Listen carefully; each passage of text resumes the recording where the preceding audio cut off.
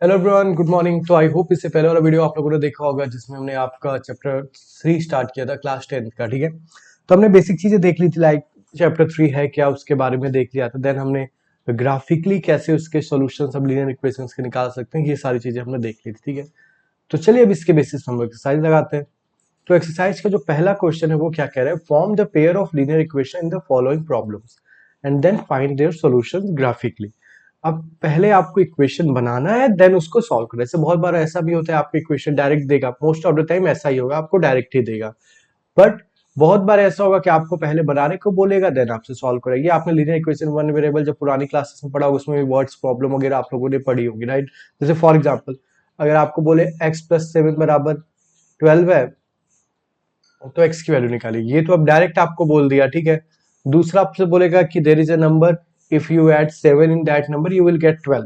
तो सेम चीज आपको बोल रहा है, बट अभी डायरेक्ट आपको बना के ना दिया था, आपसे खुद बनवाया। ठीक है, तो इसमें हमें पढ़ के वही बनाना है, देन करना है। ठीक है, कह रहा है class 10 student of class 10 took part in mathematics quiz.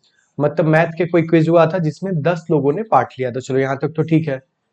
अब जो गर्ल्स थी जिन्होंने पार्ट लिया था उसमें से, वो बॉयज से 4 ज्यादा थी। कितनी ज्यादा थी? 4 ज्यादा थी। ठीक है, और जो टोटल नंबर फाइंड, आपको क्या करना है, find the number of boys and girls who took part in the quiz. ठीक है, यहां तक आपको समझ आया कि कितने गर्ल्स ने पार्ट लिया था और कितने बॉयज ने, ये आपसे पूछा है। कितनी चीजें अननोन है? दो चीजें अननोन है, कि कितने बॉयज ने पार्टिसिपेट किया था और कितने गर्ल्स ने पार्टिसिपेट किया था। ठीक है, यहां तक आई होप आपको समझ आ रहा होगा। दो चीजें अननोन है तो ऑब्वियसली आपको दो चीजें दी होंगी, दो कंडीशन हमें ढूंढनी होगी। पहली चीज क्या दिया है कि टोटल स्टूडेंट कितने हैं, 10, पहली कंडीशन दे दिया, पहला रिलेशन। दूसरा, जो गर्ल्स हैं वो बॉयज से 4 ज्यादा हैं, तो देखो आपको दूसरी कंडीशन भी दे दी।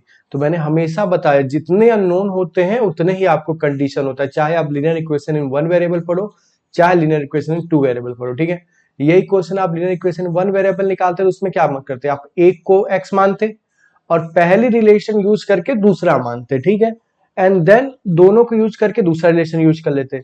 यहां पे हम क्या करते हैं, पहले को x दूसरे को y मान लेते हैं, एंड देन पहला रिलेशन यूज करके उनके बीच में एक रिलेशन बनाते हैं, एंड देन दूसरा यूज करके दूसरा रिलेशन बनाते हैं। करते सेम, ऐसा कुछ नहीं है कि ये क्वेश्चन आप लिनियर इक्वेशन वन वेरिएबल से नहीं सॉल्व कर पाओगे, आप उससे भी कर पाओगे। बस उसमें आप लोग पहली कंडीशन यूज कर लेते हो दोनों को अज्यूम करने में। यहाँ पे आप अज्यूम करने में एक्स वाई मान लेते हो और दो रिलेशन बना देते हो, क्योंकि यहाँ दो बनाने पड़ते हैं। ठीक है, तो मान लेते हैं let boys equal to X और let girls equal to Y. यहां तक क्लियर है? ठीक है, अब पहली रिलेशन देखो क्या दिया है, टोटल स्टूडेंट कितने थे, 10। तो क्या हो गया आपका x plus Y equal to 10। ये आपका क्या बन गया, इक्वेशन वन, ऐसे लिखा जाता है। ठीक है, x plus Y equal to 10। दूसरा क्या कह रहा है, जो गर्ल्स है वो बॉयज से 4 ज्यादा है। ठीक है, तो मतलब जो y है वो x से कितना ज्यादा है, 4 ज्यादा है। ठीक है, इसको जनरल फॉर्म में लिख लो, तो x को इधर लिख लो आप चाहो तो क्या हो गया, x plus 4 equal to Y, या y को भी इधर लेते हो तो x minus Y equal to -4। ठीक है, तो आई होप आपने ऐसे भी आपने लिख दिया। ठीक है, तो ये आपकी दो इक्वेशन बन गई। ठीक है, देखो ये भी इक्वेशन थी, कोई इसमें गलत नहीं है, बट हम एक जनरल फॉर्म में लिख लेते हैं कि जो हमने देखा था, राइट। उसमें C3 होता था, आप C को किधर भी लोग उससे बेटर नहीं करता, बट वेरिएबल सारे आपके लेफ्ट साइड ही होने चाहिए। ठीक है, अब ये बन गया। ठीक है, तो ये तो हमने क्या किया, बना लिया। तो आपकी जो इक्वेशन बन के आई, अगर हम उसको देखें तो वो क्या बन के आई, x plus Y equal to 10, ये आपकी पहली इक्वेशन आई। x minus Y equal to -4, ये आपकी दूसरी इक्वेशन आ गई। ठीक है, अब मैंने बताया था कि आपको ग्राफिकली कैसे होता है, दोनों की पहले आपको क्या करनी होती है, लाइन बनानी पड़ती है, राइट। तो लाइन बनाने का कैसा तरीका था, मैंने बताया था x की y की डिफरेंट डिफरेंट वैल्यू निकाल लो। तो मान लो आपने x को क्या रखा, 5 पहली लाइन के लिए, तो y भी क्या आ जाएगा, यहाँ 5 5 में क्या जोड़ोगे कि 10 आएगा, 5 भी तो ये भी 5 हो गया। x को कुछ और रख लो, x को 4 रखोगे तो y क्या आ जाएगा, 6 आएगा। अब x को 6 रख लो तो y क्या आएगा, 4 आएगा। तो 3 पॉइंट्स तो आपके आ गए। तो इनके बेसिस पे आप क्या कर सकते हो, लाइन बना सकते हो। तो ये ग्राफ है, आपकी बुक में भी ऐसा ही होगा, मतलब आपके नोटबुक जो ग्राफ कॉपी होगा, आप ये सब उसी पे किया करो, वरना स्केल से करने पे ये थोड़ा सा गंदा हो जाता है। ठीक है, तो मतलब सिर्फ आप अगर नॉर्मल कॉपी पे स्केल से ड्रॉ करके करोगे तो एग्जैक्ट नहीं बन पाता है। ठीक है, तो जैसे ये मेरी वाई एक्सिस बन गई, और मैं यहाँ पे अपनी बना देता हूँ एक्स एक्सिस। थोड़ी सी देखो मेरा स्केल नहीं है तो ये थोड़ा सा टेढ़ा बन रहा है, राइट। आप लोग अपना प्रॉपर स्केल से करोगे तो ये एकदम सही बनेगा। ठीक है, चलिए ये क्या हो गया मेरी वाई एक्सिस हो गई, ये क्या हो गई एक्स एक्सिस हो गई, ये क्या हो गया जीरो हो गया जहां पे कट करता हम, देखो ये 1 हो गया मेरा, ये 2 हो गया, ये 3 हो गया, ये 4 हो गया, देखो देखो ये वाली लाइन 1, ये 2, ये 3, ये 4, एक एक स्क्वायर ले रहे हैं। ठीक है, 5, 5 यहाँ, 6, 7, 8। ठीक है, यहाँ पे देखो, यहाँ पे करोगे 1, 2, 3, 4, 5, इसको आप और ऊपर लेते जाओ चाहो तो, मतलब क्या ही करना है, 6 आ जाएगा। ठीक है, 6, 5, 4, 3, 2, 1। ठीक है, आई होप समझ आया। तो जो पहली लाइन हमको बनानी थी उसमें क्या था आपका, देखो पहला पॉइंट क्या था 5,5, तो देखो 5 कहाँ है, यहाँ 5 है, और यहीं पे देखो वाई एक्सिस पे कहाँ 5 आ रहा है, यहाँ पे आ रहा है, राइट। तो ये आपका क्या बन गया पहला पॉइंट। ठीक है, दूसरा पॉइंट क्या था आपका, एक्स पे हमने 4 लिया था, वाई पे 6 लिया था। ठीक है, तो एक्स पे 4 देखो कहाँ है, ये है, वाई पे 6 कहाँ है, यहाँ है, तो दूसरा आपका ये पॉइंट हो गया। ठीक है, तीसरा एक्स पे 6 लिया था, वाई पे 4 लिया था, तो ये कहाँ आ गया, ये आ गया। तो ये आपकी एक लाइन बन गई। ठीक है, मतलब पॉइंट बन गया। अब इनको मिला के आप एक लाइन बना सकते हो, तो एक आपको क्या बनाना है, तीनों को कंबाइन करते हुए एक आपको लाइन बनानी है, तो आपको अपने स्केल रखना और तीनों को कट करते हुए आपकी एक लाइन बन गई। ठीक है, यहां तक समझ आया। अब आते हैं ऐसे ही हम लोग दूसरी लाइन का बना लेते हैं। तो इसके लिए भी एक्स की डिफरेंट डिफरेंट वैल्यू रख के वाई निकाल लो। तो मान लो यहाँ पे क्या रख ले हम, मान लो एक्स को 0 रख ले, तो वाई क्या आएगा 4 आएगा, तभी तो 0 माइनस 4 करके -4 आ जाएगा। ठीक है, एक्स को हम लोग क्या रख ले, मान लो एक्स को कुछ और रख ले, थोड़ा सा और बढ़ा दो आप चाहो तो, मान लो 1 रख लोगे, एक्स को 1 रख लोगे तो ये 5 हो जाएगा, एक्स को आप 2 रख लोगे तो ये 6 हो जाएगा। ठीक है, तो ऐसे ही आपकी 3 वैल्यू बन गई। तो पहला क्या बना आपका, एक्स को आपने क्या रखा था, मान लो एक्स को हमने क्या रखा था 0, तो वाई क्या आया था 4, तो एक्स पे 0 ये है, वाई पे 4 कहाँ पे है आपका, एक सेकेंड में ये इसका,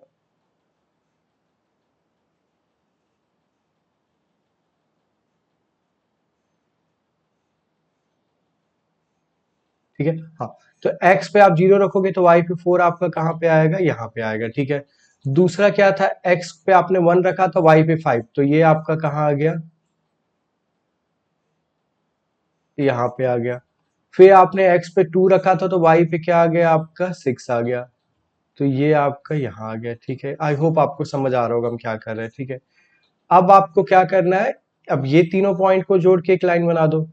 तो देखो ये तीनों पॉइंट को आप जोड़ते हुए एक लाइन बनाओ, तो ये आपकी, देखो ध्यान से बना, स्केल से आप लोग बनाना तो प्रॉपर एकदम सीधी बनेगी, ये थोड़ी सी गड़बड़ हो गई। ठीक है, ये आपका क्या हुआ कि ये आपका बन चुका है। ठीक है, अब आप ध्यान से देखो तो आपका ये क्या बन रहा होगा, बन चुका। ठीक है, अब पॉइंट आता है कि कहाँ पे ये मैच कर रहा है। अब ध्यान से अगर देखो तो ये जो कट कर रहे हैं, ध्यान से देखो वहां पे एक्स का कोऑर्डिनेट क्या आपको दिख रहा है 3। ठीक है, और ध्यान से देखो तो एक स्क्वायर यूनिट यहाँ पे ऊपर आ गया है, तो वाई का कोऑर्डिनेट क्या था 7।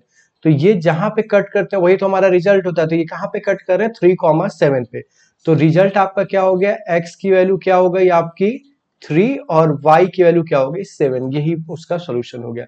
आई होप आपको ये समझ आएगा कैसे करना, आप स्केल से बनाओगे थोड़ा और ऊपर तक बनाओगे तो एकदम सही बन के आएगा। वैसे भी हमें यहाँ भी एकदम साफ साफ दिख ही रहा है। ठीक है, चलिए आगे चलते हैं क्वेश्चन नंबर 2 पे, इसी का सेकंड पार्ट करते हैं, आपको और अच्छे से क्लियर हो जाएगा।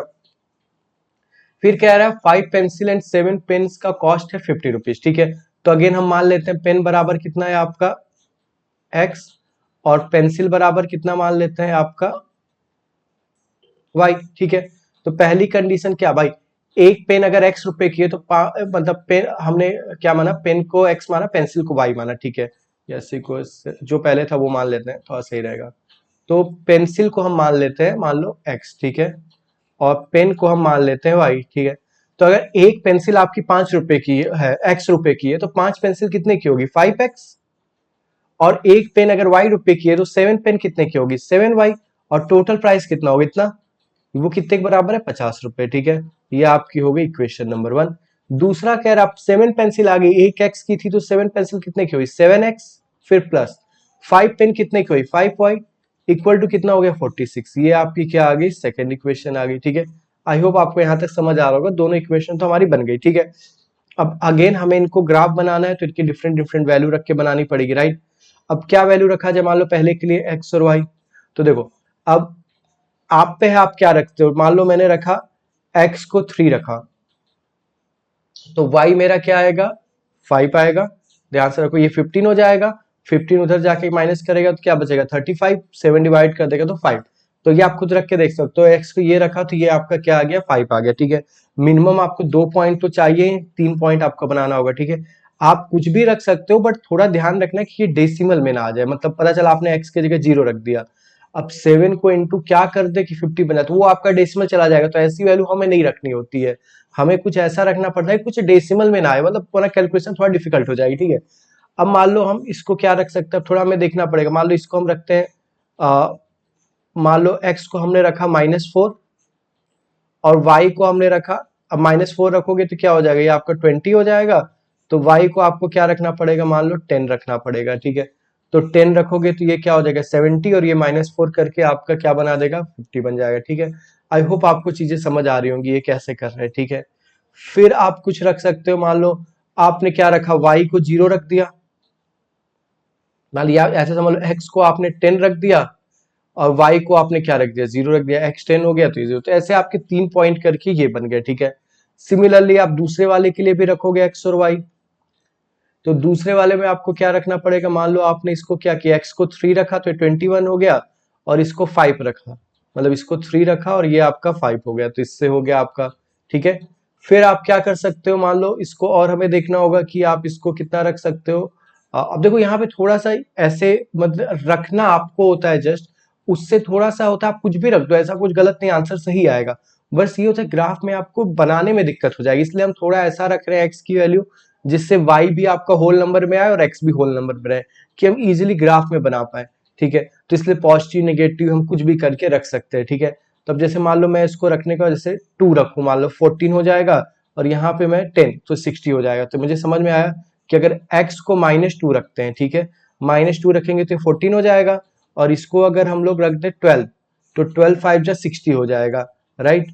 तो आपका क्या होगा y12, तो 60 में से -14 कर दोगे तो क्या आ जाएगा आपका 46 आ जाएगा, राइट। तो ऐसे आप करके रख सकते हो। ठीक है, तो ऐसे ही आप कुछ और पॉइंट भी रख सकते हो, वैसे तो ये 2 से भी बन जाएगा। ठीक है, चलिए अब हम लोग बनाते हैं।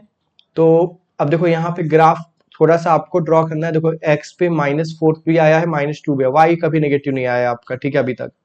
तो आपको क्या करना होगा, इस अकॉर्डिंग ही बनाना पड़ेगा कि माइनस वैल्यू भी आप दिखा सको। और ये तो मान लो यहां से शुरू करते हैं। ठीक है, तो ये आपका, ठीक है, ये बना, आप स्केल से बनाना तो थोड़ा सही बनेगा। और ये मैं बनाता हूं, मान लो x की वैल्यू,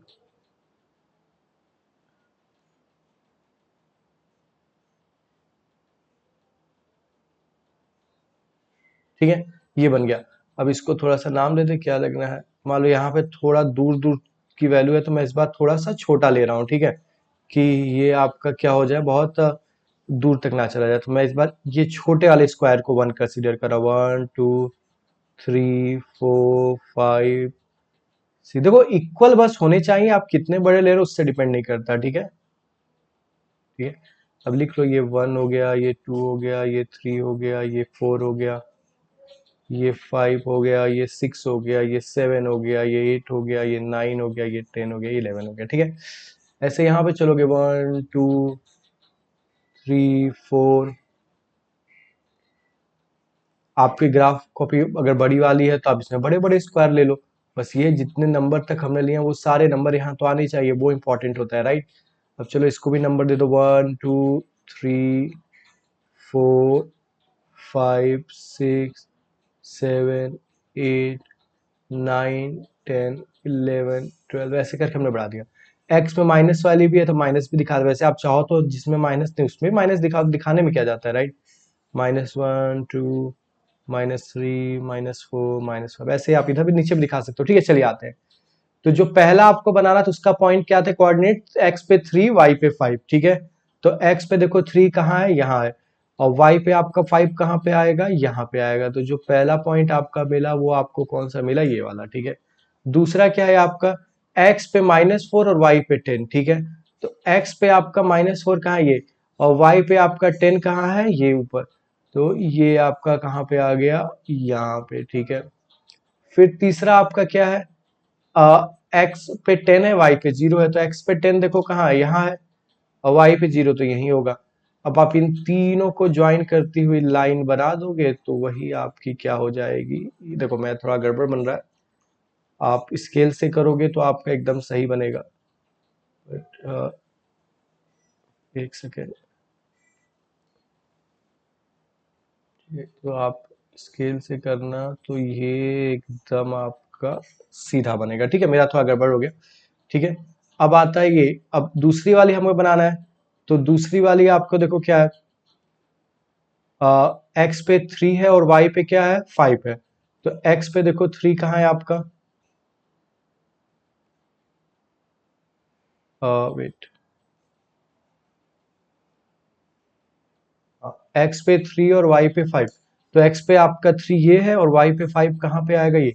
देखो ये एक पॉइंट ही कॉमन आ गया दोनों में, सबसे सिंपल तो यही यही अच्छा हो गया हमारा। x पे 3 y पे 5 दोनों में कॉमन है। फिर क्या है, x पे -2 y पे 12। x पे क्या है, -2 ये रहा, y पे 12 आपका कहाँ है, ये रहा। तो ये पॉइंट हो गया -2 और 12, ये वाला पॉइंट। अब आप दो से भी चाहो आप एक दो और निकाल लेते, बट आप इनको भी जोड़ के ये लाइन एक बना सकते हो। तो देखो ये तो कॉमन पॉइंट था, तो अब इसलिए वहीं कट कर रहा होगा, और आपका रिजल्ट भी क्या हो गया, 3,5। तो इसको आप लिख सकते हो, रिजल्ट में क्या है, x इक्वल टू 3 और y इक्वल टू 5, ये आपका रिजल्ट। ठीक है, आई होप आपको ये समझ आएगा। देखने में थोड़ा सा गंदा लग रहा होगा क्योंकि मैंने हाथ से बनाया, आप स्केल वगैरह से बनाओगे तो ये चीजें और अच्छी लगेंगी, ठीक है। चलिए आगे बढ़ते हैं क्वेश्चन नंबर 2 पे, ठीक है। तो क्वेश्चन नंबर 2 क्या कह रहा है, आपको A1 A2 B1 B2 C1 C2 को कंपेयर करके बताना है कि कौन से इंटरसेक्ट कर रहे हैं, कौन से पैरेलल है, कौन से कोइंसाइड। याद होगा आपको मैंने बताया था कि देखो A1 by A2 equal to B1 by B2, ये अगर बराबर हैं तो ये पैरेलल होता है, ठीक है। यहां तक समझ में आया। इसमें दो चीजें होती है, अगर C1 बाई C2 भी बराबर हो गया तब तो प्रॉपर पैरेलल, अदरवाइज क्या होता था, कोइंसाइड। यहां तक समझ में आया, मतलब दोनों लाइन एक ही जैसे होंगी अगर ये दोनों बराबर हो गए। अगर पूरा हो गया तो कोइंसाइड, तीसरा भी बराबर हो गया तो कोइंसाइड, पूरा भाई सब बराबर है समझ लो कोइंसाइड, नहीं बराबर है तो ये।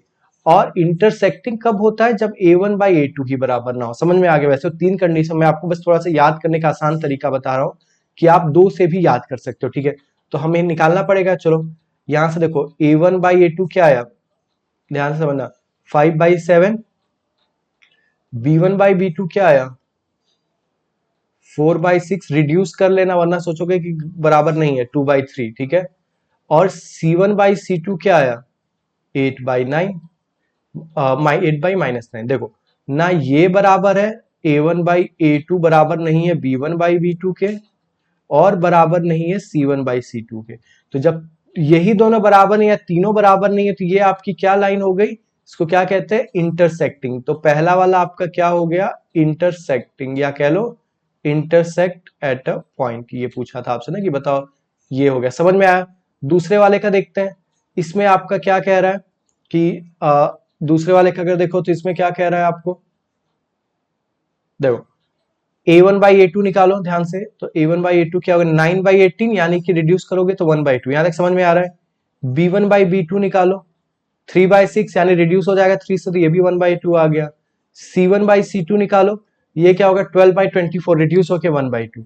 तो तीनों बराबर हो गए तो क्या हो गया आपका, पैरेलल, और तीनों हो गए तो कोइंसाइड। तो तीनों हो गया तो कोइंसिडेंट आप रख सकते हो, ठीक है। तो ये क्या हो गया, कोइंसिडेंट।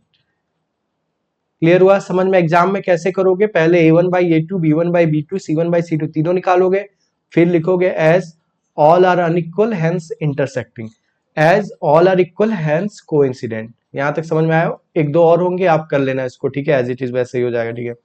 चलिए क्वेश्चन नंबर 3 पे आते हैं।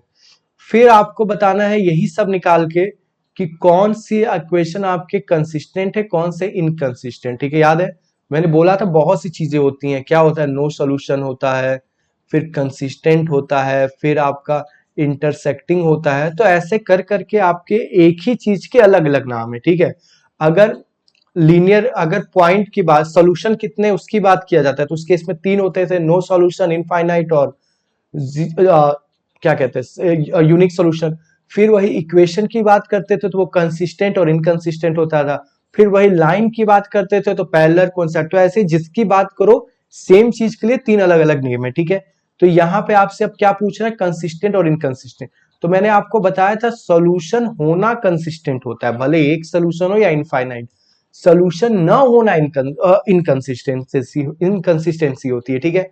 तो मतलब अगर आपका क्या हुआ, यूनिक सॉल्यूशन हुआ या इनफाइनाइट सॉल्यूशन हुआ तो आपका वो कंसिस्टेंट, बट अगर नो सॉल्यूशन हुआ तो इनकंसिस्टेंट, ठीक है। तो अगेन a1/a2 निकालो, पहले वाले के लिए a1/a2 निकालो, क्या हो गया, इसका a क्या है 3, इसका क्या है 2, तो 3/2। b1/b2 निकालो इसके लिए, तो क्या इसका 2 है, इसका क्या है -3। c1/c2 निकालो, देखो c इधर को रहता है, ध्यान देना, वैसे तो कुछ फर्क नहीं पड़ेगा, माइनस से माइनस कट जाएगा, बट मैं बस बता रहा हूँ, ठीक है। तो c1/c2 करोगे तो 5/7 आएगा, वैसे एग्जैक्ट क्या आएगा, -5/-7, दोनों कट जाएगा तो ये आएगा, ठीक है।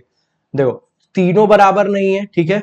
a1/a2 not equal to b1/b2 not equal to c1/c2। तो क्या होता था, अगर तीनों बराबर नहीं है तो यूनिक सोल्यूशन, तो यूनिक मतलब सॉल्यूशन तो है, तो ये आपका क्या हो गया, कंसिस्टेंट। क्लियर हुआ, पहला कंसिस्टेंट। दूसरे के लिए किया जाए, ठीक है।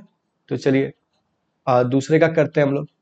तो दूसरे में देखो a1/a2 करो तो क्या आएगा, a इसका क्या है 2 और इसका a क्या है 4, तो मतलब क्या है 2/4 इक्वल टू 1/2। यहां तक समझ में आया।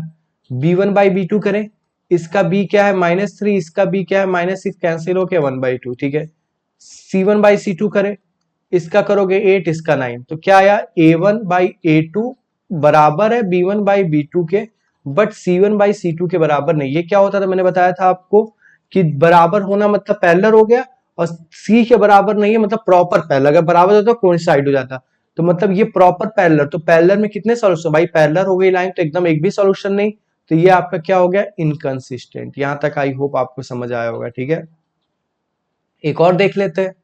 यहां देखो a1/a2 करो, a क्या है 4/3, इसको डिवाइड करो, इसका a क्या है 2, तो डिवाइड बाय डिवाइड करते हो तो याद है ये कैसे सीखा होगा आपने, 4/3। ये इस देखो ध्यान समझना, अंतर समझना, अगर मैं लिखता 4/3/2 ये दूसरा चीज है, 4/3/2 ये दूसरा चीज है, देखने में दोनों सेम लग रहे हैं, राइट। तो हम अगर डिवाइड हटाएं तो देखो 4/3 को 2 से डिवाइड किए थे ना, तो हटेगा ये वाला यहाँ पे, तो ये ऐसे आ जाएगा, राइट। डिवाइड हटता है तो ये मल्टीप्लाई में आ जाता है, रेसिप्रोकल, तो एक्चुअल में क्या बन गया 4/6। यहां तक समझ आया। अगर ये रहता तो ये डिवाइड हटता तो क्या बनता 3/2, फिर ये हटता तो आपका 2/3 बनता और ये 8/3 बनता। तो आई होप आपको ये चीज समझ पढ़ा होगा आप लोगों ने, ठीक है। अब b1/b2 निकालो, तो b1/b2 क्या है 2/3, ठीक है। ये भी रिड्यूस कर लो तो ये भी 2/3 आएगा वैसे तो, ठीक है।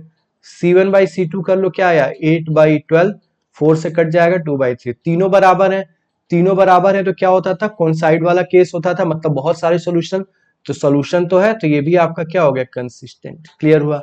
आई होप यहां तक का समझ आया होगा आपको। नेक्स्ट पार्ट में हम बचे हुए 4 क्वेश्चंस लगाएंगे, तब तक के लिए इतना ही, मिलते हैं नेक्स्ट वीडियो में। Thank you.